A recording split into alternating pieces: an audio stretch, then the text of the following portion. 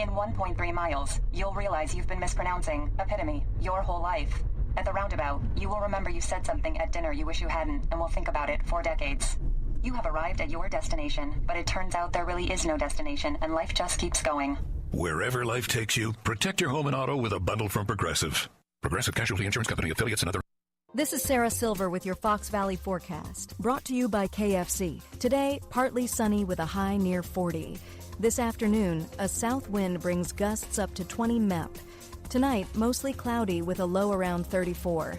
Looking ahead to Tuesday, partly sunny with a high near 42.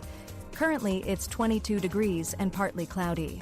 I'm Sarah Silver on the Talk of the Town, WRMN.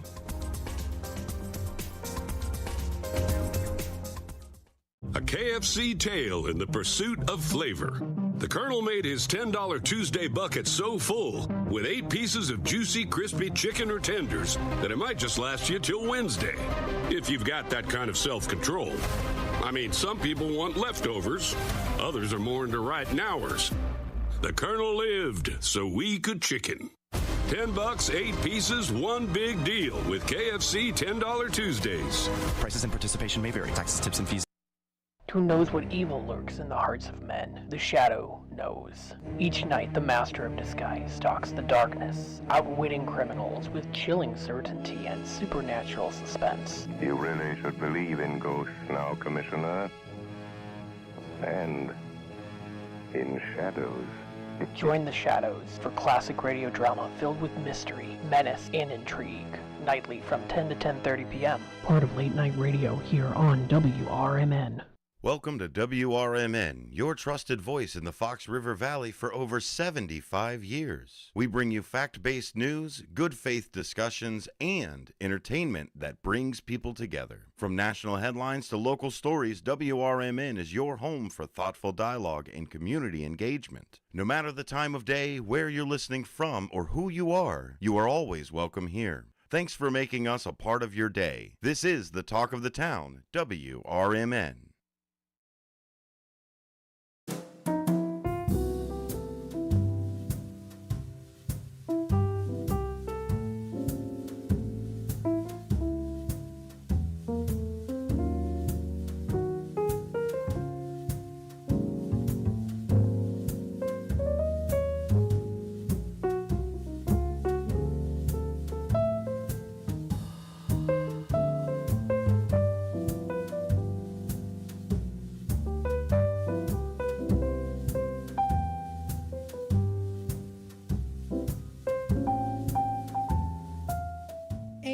Welcome, folks, to the local community hour here on WRMN, the voice of the valley and the talk of the town. We're broadcasting live here from Studio 14, serving you, the listeners, the Fox River Valley area. Thank you so much, everyone, for tuning in today and being a part of the conversation with us. Remember, you can listen to us on that AM 1410 dial, or you can also watch us live on youtube.com/WRMN radio. If you want to hit that subscribe button, click that notification bell. You can always keep yourself up to date and in the loop on what's happening here in the Fox River Valley and what's going on here on WRMN. You can also follow us on Facebook. That's facebook.com/WRMN radio. You can also text us at 505-926-1410 if you want to share any pictures, funny stories, information, anything that is tailored to specific shows here on our local programming here on WRMN. We would love to talk to you and be a part of the community for the community together. So thanks, everyone, for tuning in today. We have a very special guest who is sitting in the hot seat today here in our station. We have been promoting this. You folks have known about this. I've been promoting it here on the Community Hour and also my Out to Lunch show as well. We have the superintendent for U46 in with us today, Dr. Suzanne Johnson, talking with us about her hopes for U46, striving into the future, building such a strong community for our future, and also being recognized as a superintendent to watch in the recent reward that she got too, which is fantastic. So thank you so much for joining us today. Thank you, Matt. I appreciate the invitation. It's wonderful to get to be here today. So looking forward to our time together. Absolutely. So I wanted to start off here by kind of, actually, let's just introduce yourself for folks who don't know who you are. Sure. So, as Matt said, I am Suzanne Johnson. I am very proud and honored to get to represent U46 as the superintendent of School District U46. I am a graduate of U46, so I'm a second generation graduate of Elgin High School, so certainly a shout out to our Maroons on the east side here.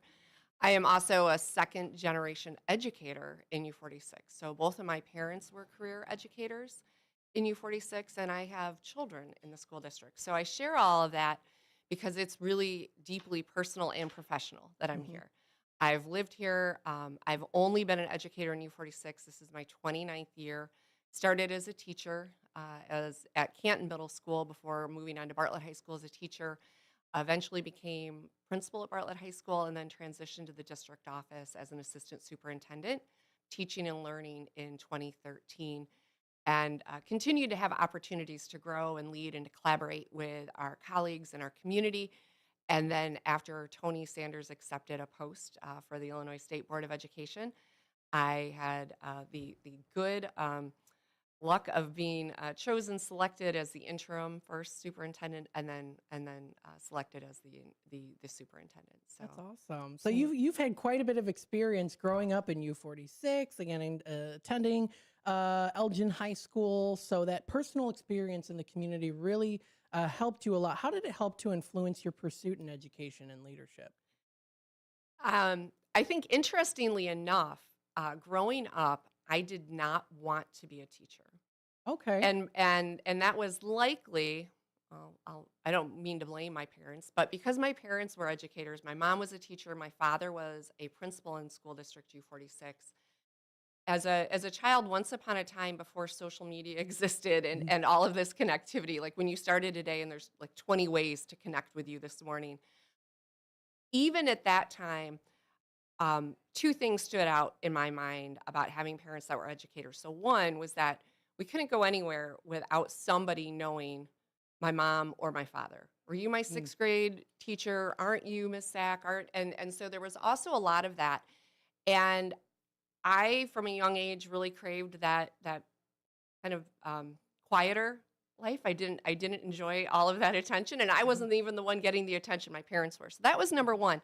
But number two, what stood out was that my parents worked all the time. It was a nonstop endeavor. My mom was an incredibly passionate and committed teacher. She taught sixth grade for the majority of her career in U46. And she was always working on the next lesson, the next project. Even when we were on vacation, she was collecting things, she was taking pictures, she was talking to people. And I had a first seat view of what the commitment level was and what the work ethic was. And she was outstanding. I mean, all these people who would stop her would always say, well, you were my favorite teacher. You made such a big difference. And I just thought, wow, that is something to have that level of commitment. My father was always involved, always had activities happening. So I think it was a little one of those pieces for me where I was like, wow, if I'm going to do this, like that's the standard that I have to really go at. And rightfully so. That's what our students deserve. I had teachers who did the same. But it was a little unnerving wondering if I could actually do that. And so for a few reasons, but those were primary at first. I was like, I don't know that I want to do this. So I started as a biology major in college. I loved biology. I wanted to be a physical therapist, which probably wasn't too far off from being a teacher. Still definitely human services realm and helping people and having a positive impact on someone's growth or next steps or recovery. But in that process, I discovered I really missed language arts classes. I had always enjoyed reading and writing and literacy and all those things. So I started taking some elective courses because that's what every parent wants you to do, right? Like you go as a biology major to college and then you start taking more courses in something that's not your major. Yes. And along the way, I had the opportunity to tutor middle school students in writing in one of my writing courses. And that was it. After about 2 sessions, I knew immediately that that's really what I loved doing. And so then I started to make that change. But my parents definitely had a tremendous impact, and there were countless educators in U46. Wow. So your family's fairly well known in the area. It sounds like that's really cool. They were at one point. I Mhm. have to tell you, I'm old now, and so Oh. there's a group of us who might still, but definitely, years pass, and one of the great things about U46 is that we always have the next generation of teachers and educators Absolutely. who are in those roles and making that impact on our students and our colleagues and our communities. So. I think it's great too that you also get to share your own experiences and how you experience life in this realm too, and it can also help to encourage people who want to be in this specific field to achieve it. I think that's great. Absolutely, and we have wonderful opportunities and systems in place to help people who want to go into education. So we definitely are here to support that and to further those dreams and aspirations for people who might have that desire. Absolutely. Well, we wanted to congratulate you on being named a professional rock star at the Elgin Image Awards. What does this recognition mean to you? Well, for starters, I think it's the most. It's definitely the best titled award I think that exists out there, and I love it when that is the title of an award, professional rock star. I mean, who gets to receive that? So that for sure is fun. I think the exciting part is that it's wonderful recognition for our team in U46 and the work that we're doing.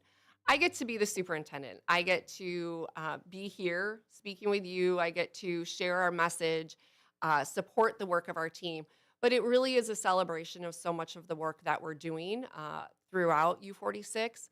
Really also a recognition of what the community supported. In April of 2023, we had a tremendous, overwhelming positive vote for a referendum.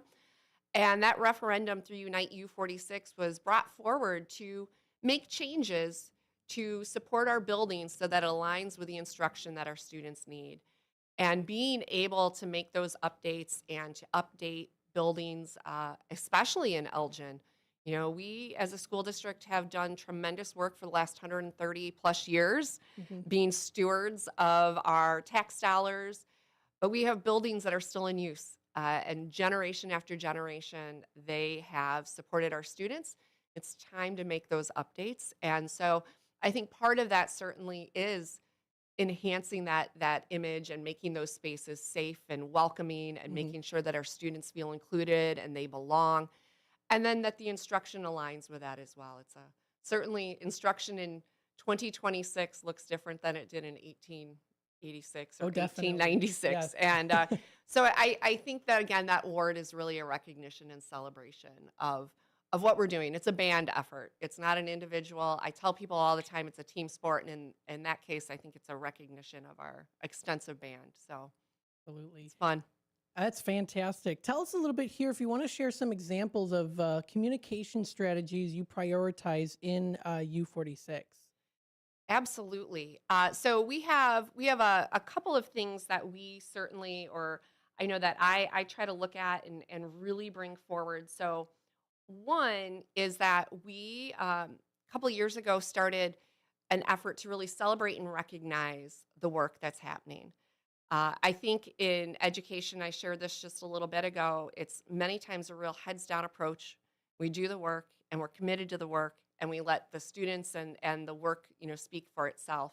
And what we've realized is that it's okay to honor people and to recognize the work that individuals are doing, the work that teams are doing, to learn and to share with others what they're doing so it'll really lift them up.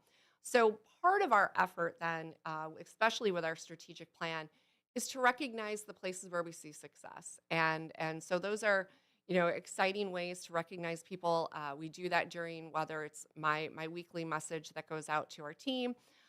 We started a couple of years ago, Johnson on the Job. So I get to spend time with members of our U46 team, learning about the work that they do and really recognizing and celebrating the work that they do. Thanks to our school and community relations team. They do a fabulous job of working with me on that. I couldn't do that alone. I couldn't do any of this alone.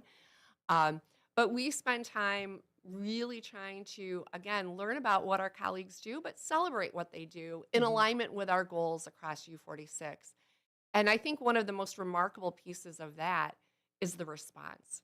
So when we highlight a team member as part of Johnson on the Job, the overwhelming positive response they get from colleagues, or they get even from people that don't know them at all, to say, I had no idea that we had that type of job, that type of program, that type of role.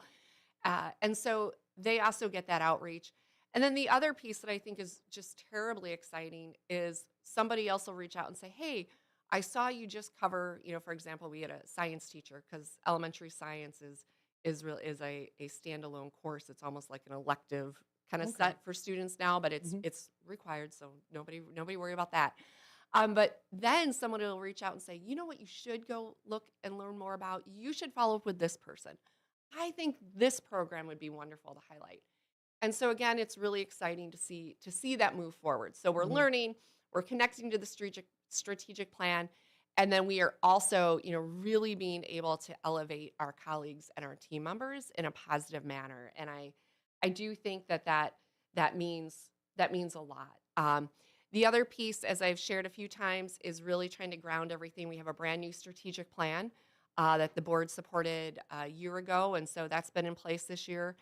And we've worked really hard to tie everything back to that as well. So whether they are written messages, whether it's things that we're placing out on our Facebook, also on LinkedIn, you're going to see those connections, but really trying to help connect people, tied to that strategic plan and celebrate, That's recognize awesome. good things. That's awesome. There's so many different elements to all of this too. I mean, how do you balance all of it? Well, again, it is a team effort. So I have an extensive team. I have other assistant superintendents, deputy superintendents at the cabinet level, and I have a slew of administrative assistants. And as I've already referenced before, our amazing social and community relations team. So luckily, as we identify what the goals are, what the strategies are that will be utilized, we have a team to share in that work and to really own different parts of that work to be able to bring that together, because we do serve over 33,000 students every day. We have almost 7,000 employees, and it's incredibly vital that we collaborate and we establish those practices to be able to do these things. Absolutely. I love that. That's fantastic. Tell us a little bit here too. There is an initiative. It's called Unite U46. How has the community engagement like Unite 46 initiative shaped your approach to leadership and also decision making too? Well, if I go back again to the April 2023 referendum that came forward, that was really a community-based, community-driven effort. It has to be. And I stepped in. I was really behind the scenes in that work until Dr. Sanders transitioned to his appointment with ISB. And along the way, of course, getting to know and recognize the work that the team had done, but to support the community interest in that effort. And after the successful vote, it transitioned to Unite U46. And really this work of how do we bring together 11 communities, 90 square miles, 57 buildings. We have programs from pre-K all the way up to transition programming for our students with IEPs. So that's beyond age 18 to day before they turn 22. So it's a lot of different services, a lot of programs. And we knew there, after we had done some extensive studies across the district, that we have a wide variety of needs, but all of them have to come back to some basic principles about wanting to do our best to prepare students for post-secondary once they leave U46. We want every student to be career ready. We want every student to be life ready. We want every student to be community prepared to come back or to move on, but we want opportunities. We also want to be really thoughtful about how our students feel and how our community feels about this process. We have students who will be in our schools for the better part of 15 years. If you enter into U46 as a 3-year-old and you graduate at age 18, we really want it to be that throughout your entire stay in U46, you feel supported, You know that you are safe. You know that you are seen, you are heard, you're included, and you belong here. But we had to bring this team, a really diverse group of community members together to really shape that work. And we had that. So, through those sessions, we had many different sessions. We provided data. We asked for feedback to really establish goals and how we would go about moving Unite U46 forward. And one that had come forward early on, even in the referendum process, was really this piece about moving sixth grade to middle school in U46 so that we could spend more time really providing our middle school students that rigorous standards-based instruction, opportunity to explore career and technical education classes that they don't have time to do, or really we don't have settings to support that in sixth grade. So that 2 years was really just so compact as seventh and eighth grade. And socially and developmentally, it really made sense that the students had more opportunities, so more freedom, more choice, more rigor, more exploration. And in doing so, then to better prepare them, of course, for some of those choices in high school. But then, of course, there is this additional impact. When you move sixth grade out of elementary, we now had some additional space to bring a more robust pre-K program to our elementaries as well. So really focusing on how do we bring forward more early learning opportunities. We have some places across School District U46 that the reach for early learning programming is really limited. Whether you're looking at preschools, whether you are looking at community preschools, it's really difficult for our families to access that. And feedback from our families had been that if their home school, their neighborhood school had more pre-K classrooms, they could navigate that. We have to still figure out some ways to also remove barriers to do that. But those were really the goals around Unite U46. So uniting this community, really identifying what those goals were, and then being able to move forward in a process to do that. It is, we are now at this point 3 years in, and we know that we probably have another 4 or 5 or 6 years in this work. It does take a lot of time. But clearly, as you drive around Elgin and our communities now, the exciting thing is that you can see this taking shape. You can see Kimball Middle School, not too far from here on the west side, almost doubling in size, not quite, but almost, in preparation for welcoming sixth graders next year. Kenyon Woods in South Elgin has a sizable addition as well to be able to welcome sixth graders. We are retiring Abbott Middle School. We're retiring Ellis Middle School. And of course, if you make your way just a little bit east of here to Rorson, you're going to see Legacy Middle School. I feel like it looks like a new building every day when I drive by it. I drive by it quite a bit and get to visit it. So you can see those things taking shape. Century Oaks Elementary School is going to be getting quite an update on the inside and an early learner edition. And so you can see that taking shape as well in Elgin. It's exciting. But that's really been the work, and to be able to get that input and then figure out how we meet those needs. It's been a pleasure. I love it. I went to Central Oaks when I was in kindergarten. Okay. So back, oh my goodness, 2002, I think it was. So it's been a while, yeah.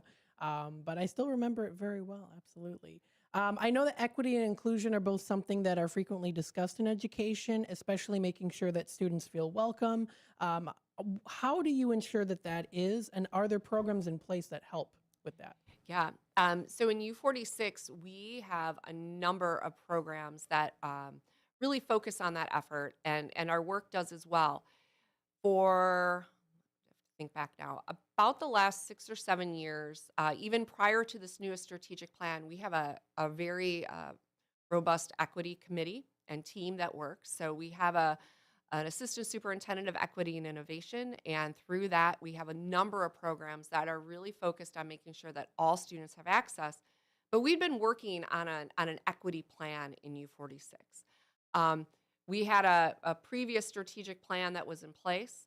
And then last year, we brought the new strategic plan together with, again, a tremendous community effort. So thank you to all of our community members and students who participated in that. But one of the non-negotiables with that plan was also that we aligned our equity work. So within our equity plan, including also look-fors and really what the success criteria is within those goals. And therefore making sure that it doesn't become lost, it isn't hidden. But when we look at all of those goals, so the first one being access to early learning and building those foundational pieces around literacy, numeracy, and the conditions for learning, there are equity pieces right there outlined along with it.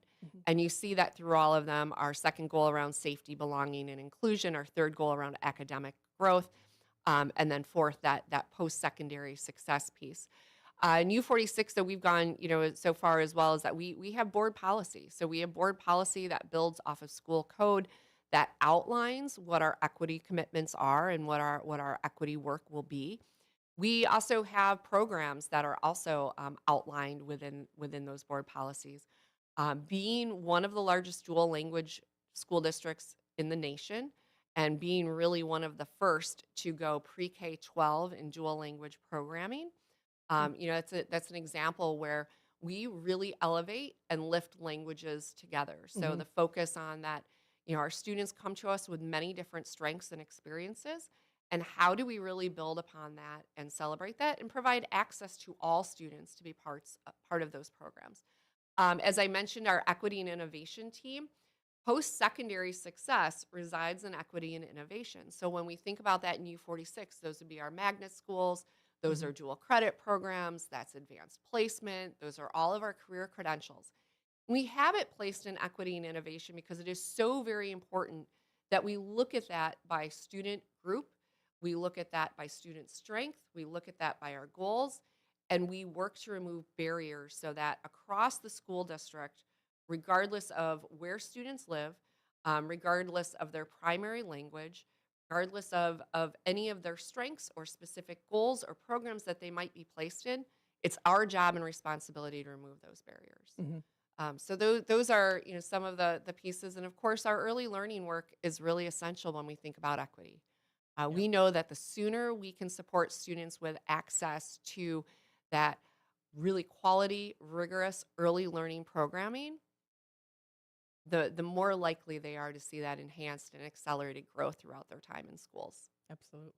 Now, I know that in the world we live in with all the technology, I'm sure, with your experience, you've noticed a drastic change. So, with it can be scary, all of the AI and things like that too, and, how it will affect schools. How do you learn to try to educate folks on this, or even, have programs in place where they work with these new technologies rather than trying to be against it, so to say? Absolutely. I was hoping you were going to tell me you had all the answers, Matt. So I was hoping you were going to go through that and be like, well, if you haven't figured it out, we have it. We are started a pilot this year that is for the adults in U46. So the teachers, administrators. It's a pretty extensive pilot when we think that we have about 500 to 600 colleagues who are part of utilizing AI. In the sense of doing some of our own grassroots research with that. How can we really use that to impact and support?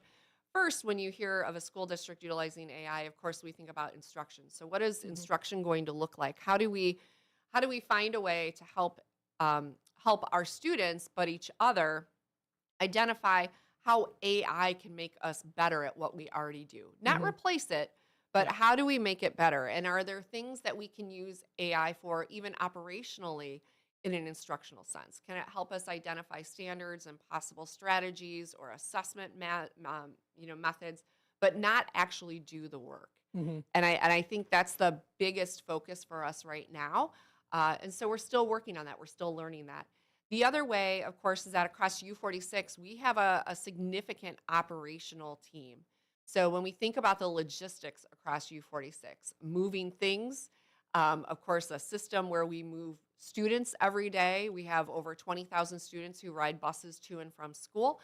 When we think about all of the work that we do that involves, data, how do you clean data? How do you protect data? How do we, first and foremost, maintain safety and security for everybody that might be accessing AI? But recognizing there are likely efficiencies that we can gain as well, so that we can spend more time really focusing on, those other pieces around that academic growth for students, as well as the safety and the inclusion and the belonging and building those connections with students. So that is our task right now. We're working through that. We're definitely seeing some places where we can change the work we do operationally, and then how is that going to transfer into the classroom? And we recognize I can't search anything without the first response being from AI. Yeah. And recognizing as well that I can't necessarily just take that for what it is. Right, And how do we help our students with that? The other side of this I will share is that this year we made a shift in all of our buildings around the use of cell phones and technology. And there's been a lot of discussion locally and nationally with that. So at our elementary buildings, it has always been, but we've continued to affirm that there is not a place for cell phones in our elementary buildings with our elementary students.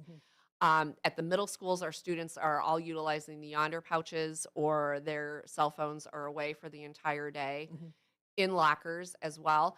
Portion of that primary, though, is really to try to engage again in person with each other, and the need to build that up and to continue to enhance that. Collaboration is incredibly just instrumental in learning at all levels, and so how do we support students with that and slowly bring this back into how do they use those devices? But our students all have Chromebooks, so they still have technology. And then at our high school levels, they are away during instructional periods as well, and we've really seen a positive return to a priority with those relationships and connections.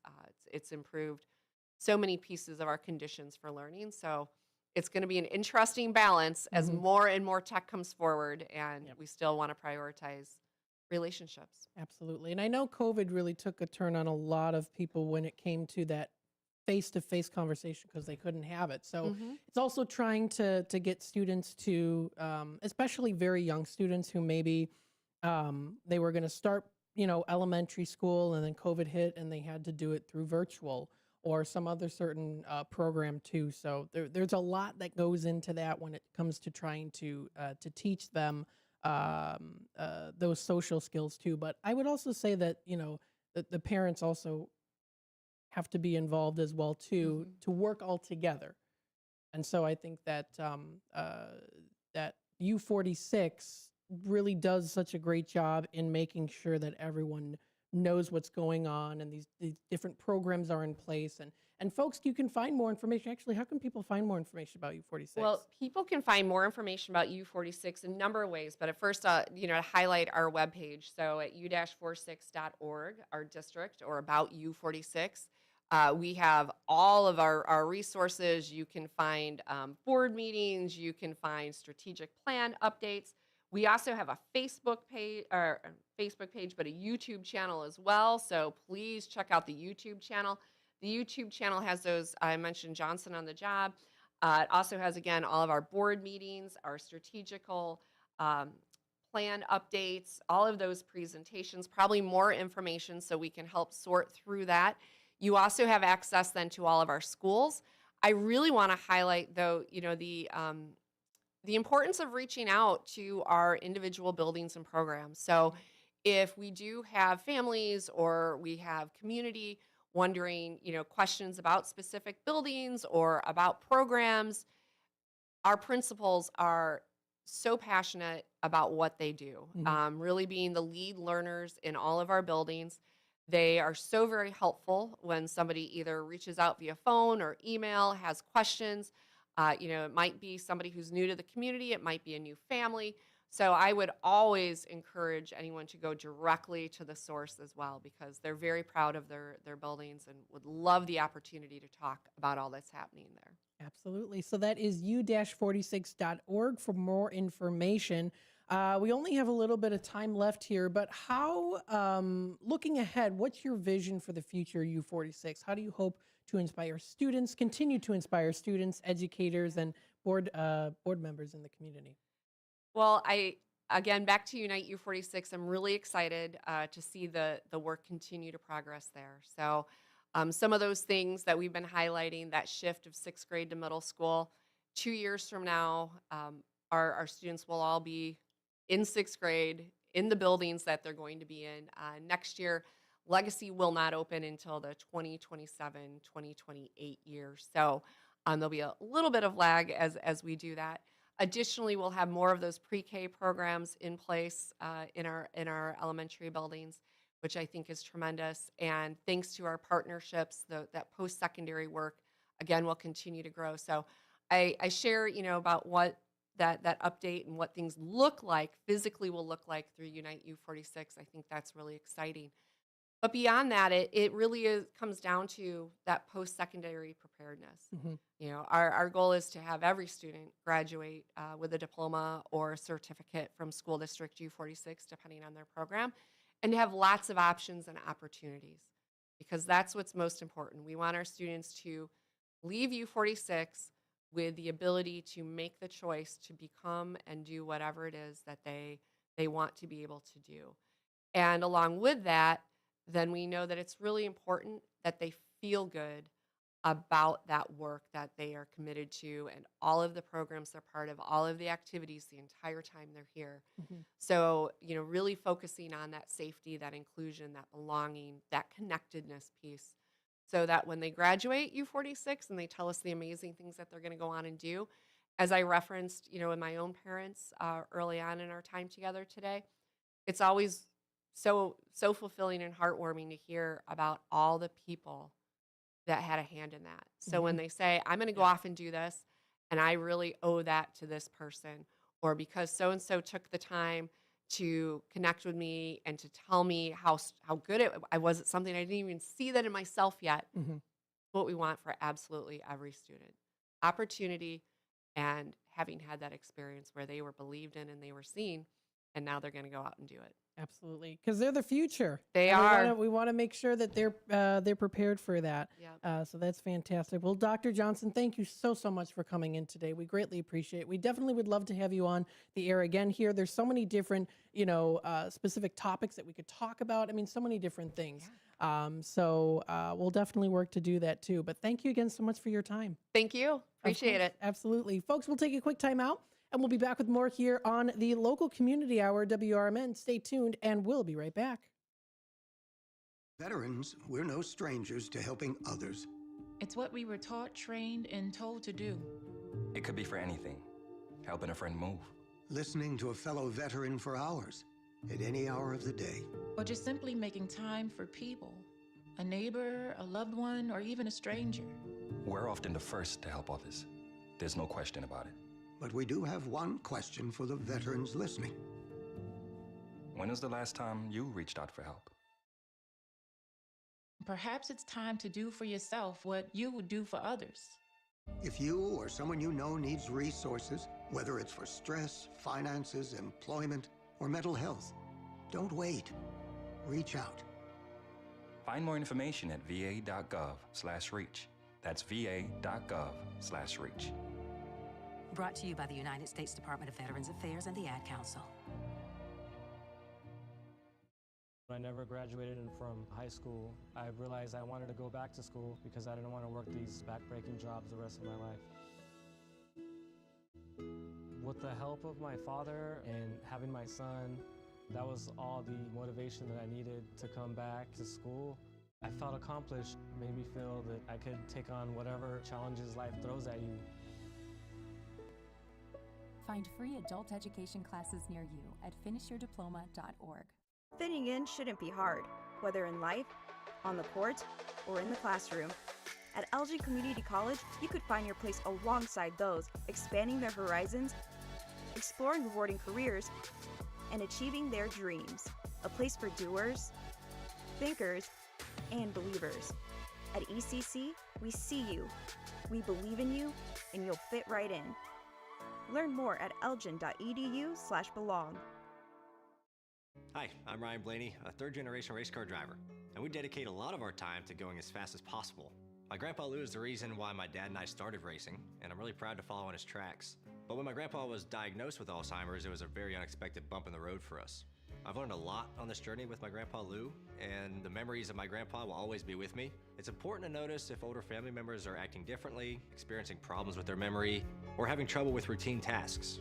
Talking about Alzheimer's can be really tough, but if you notice something, have a conversation with your loved one. encourage them to see a doctor, or offer to go with them. Early detection of Alzheimer's can give your family time to explore support services, make a plan for the future, and access available treatments. The Alzheimer's Association provides care, support, and research to help you take control of the situation with your family and manage the disease together. If you or your family are noticing changes, it could be Alzheimer's. Talk about seeing a doctor together. Visit alz.org/time to talk. A message from the Alzheimer's Association and the Ad Council.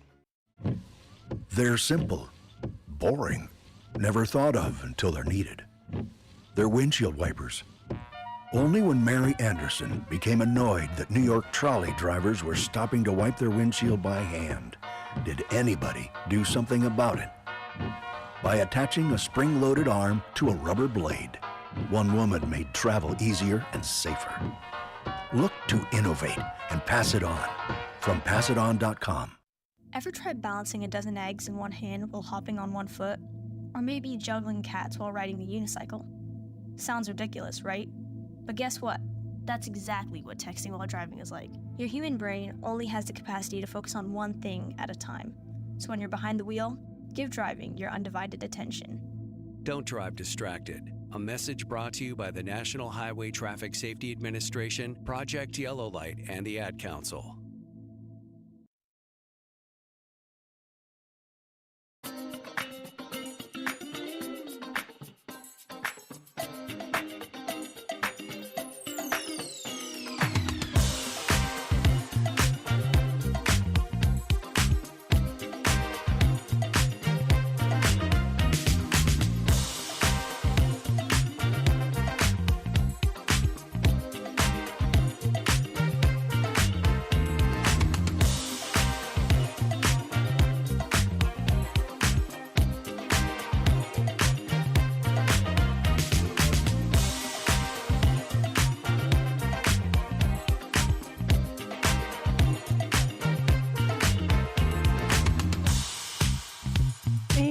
Welcome back, folks, to the Community Hour here on WRMN, the voice of the Valley and the talk of the town, broadcasting live here from Studio 14, serving you, the Fox River Valley area. Thank you again to Superintendent Dr. Suzanne Johnson of School District U46 for coming in today to talk with us about all of the different things and elements with U46 and how they ensure that your student, your child, is learning and being prepared for the future. Because like I said, they are our future, and you want to ensure that you are putting, your child in good hands, and that's something that you can definitely expect from U46. So please feel free to check out more information, especially maybe if you're new to the area and you moved here and you are in the U46 district. Feel free to check out more information on their website. That's www.u-46.org for more information. They offer academic success for all. In a growing world of technology that we live in, they work to work with it as well. They offer a school year calendar list that you can find on their website. They also do have a school meal program too. That's also something that you can check out as well. They do offer those reasonable meal accommodations that can be made for students with disabilities or special dietary needs, such as allergens, once parents or guardians submit a complete form there too. So there's an entire list on that. It does even tell you the 2026 school year menu. There's U46 careers. So if you might be interested in giving back to the community, and especially for these students who are our future, you can check out more information on that. You can be a part of the classroom and be involved. And this is a great way to do so.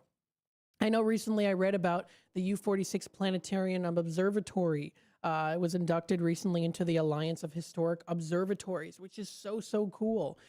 Some other news stories that you can find under their section of careers on their website. Elgin High School presents its annual National Biodiversity Teach-In. Is another one that you can find too. A recent article that was posted 5 days ago that you can find, talking a little bit about Elgin High School there too. And even some of those interviews, those personal interviews there that have been incorporated into that specific news article. And you can check it out by the numbers: 33,525 students, 4,900 full-time employees, a 92% retention rate, and a total of 56 schools as of right now. That's fantastic. So please feel free to check out more information on their website. You can contact them for more information too. They also do offer educational enrichment too. So they offer their leadership opportunities. So again, if you want to be a part of it, they offer their aspiring principals with information sessions in the fall, as well as helpful tools and descriptions and tools to learn about the principal role, the timeline and selection process of upcoming vacancies, interview process, skills, experience as well too. So please feel free to check that out. Anything located there you can find on their website. That is under their careers section. That's careers.u46.org for more information. So again, a big thank you to them for coming in today and telling us about being a rock star superintendent. That is so, so cool. So, of course, here, this is the Community Hour. We do like to discuss all things happening locally in the community, and that's why we love to have folks like Dr. Suzanne Johnson come into the station to talk with us about things that are happening in the local communities, too. And if you have any suggestions for us on who you would like to have on the air, please feel free to reach out to us, of course. info@WRMN1410.com. That's the email that you can email us with. Also recently added now, of course, to our lineup for the second Thursday and the fourth Thursday of every month. We've been announcing this last week. The mayor, David Captain's coming in now for a city council recap. So that will be coming up this Thursday at 11 o'clock. And it'll also be the fourth Thursday. So it's the second and the fourth Thursday of every month. Mayor Dave Captain coming in to talk about some specific things with the city council recap. So city council meetings are on those second and fourth Wednesdays starting at 6 p.m. So, and if of course you can't attend in person, they always do have their live stream available on their YouTube channel too, on their YouTube page. So we talk about, we'll talk a little bit about key decisions and votes, ongoing projects, city initiatives, community impact and resident concerns, and what's coming up next for Elgin, anything big that's happening, maybe some announcements on some events that are coming up or different ribbon cuttings, things like that too. So it's going to be a very good interactive time for you to be able to listen in and to hear what's going on in your local community here in Elgin. So we're excited for it, and we hope you are too. And again, we always thank everyone for being a part of us here on WRMN. With the time remaining, because we only have about 8 minutes left before we kick it off with our WRMN 10 o'clock news segment, I do want to go through what's happening locally, of course, hear more in the community, what's going on, different postings, things that are coming up. We want to talk about those with you so that you know what's happening in the community. So let's see what's going on here with some of those stories and things that you can check out. So recently posted on the Fox Valley Park District, Yolanda Chandler is a guest services coordinator at Prisco Community Center. She recently joined the Fox Valley Park District team back in April 2024. So if you want to learn a little bit more about her and her initiatives, you can find that at Fox Valley Park District. They recently posted that on their Facebook page. They've got that under their more recent videos. You can find them on their Facebook page or also on their website too. They also do have some things coming up. Fox Valley Park District has their Maple Fest. This is coming up about a month away from now, technically under a month away from now. You can join them for their Maple Fest at Red Oak Nature Center. And this is where you can experience a tradition that's been taking place for 40 years. This is where participants will get to try their own hand at turning sap into syrup. So, of course, many of us know that's how it's done, and maybe you have never tried it before. This is a great opportunity to try that, or even if it's been many years since you've done it, maybe you've done it before and it's been a long time, you want to kind of relearn a little bit, this is a great way to do so. You can also explore the Red Oak Trails, learn about the history of maple tapping. A maple syrup tasting is also included with registration, and additional tastings and maple-themed treats will also be available for purchase. So that's at the Red Oak Nature Center. That's coming up March 7th and March 8th. It's going to be a pretty sweet, pun intended, time for you to enjoy in the community. So you can get those tickets today.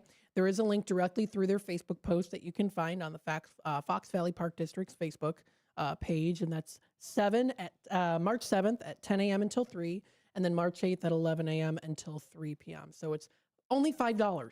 That's it, only $5. You can register online today. That's at redoaknaturecenter.org, or you can also go to the Illinois Fox Valley web page there too to get those tickets. They're still available, so please feel free to check that out.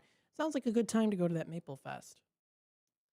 Pads of Elgin recently posted that they are grateful and just a little gnome obsessed.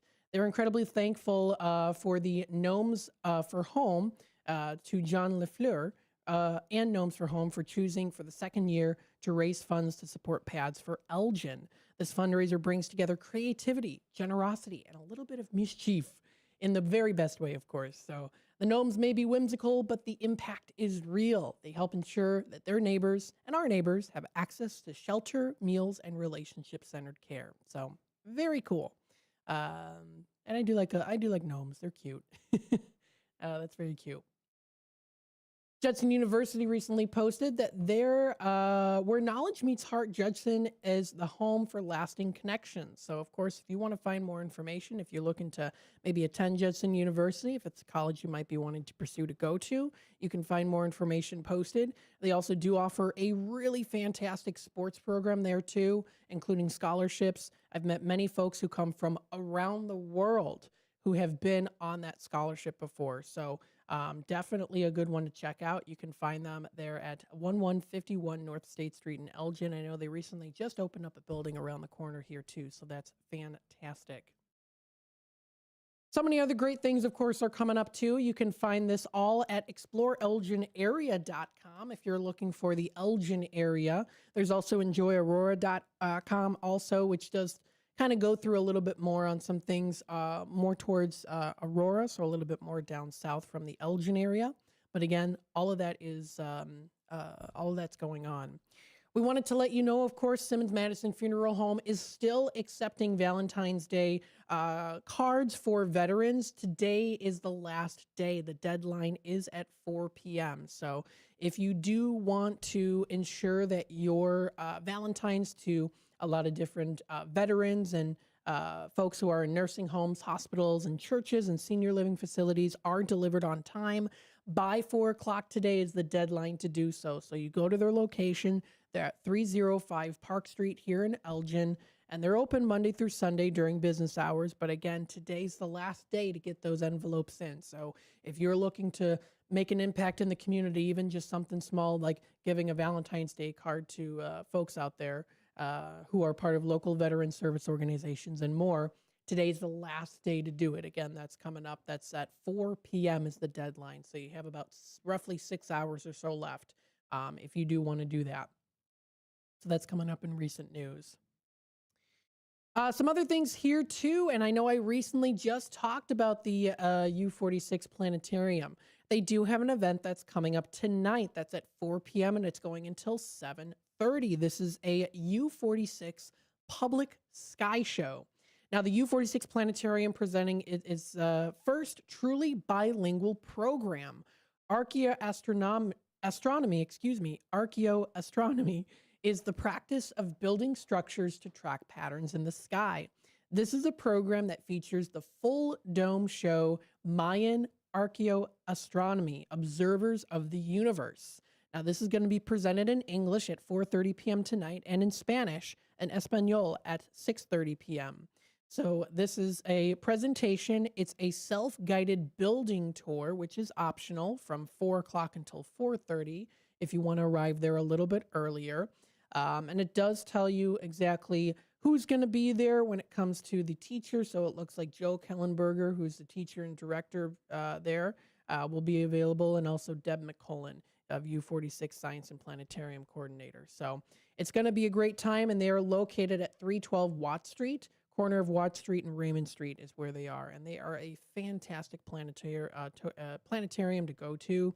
I went a really, really long time ago when I was a very little kid, and I was still mesmerized by it because it really felt like you were looking up into space. It was really cool. So you can even tour the building before each show. Free parking is available at Raymond Street and National Street, which is about a block away.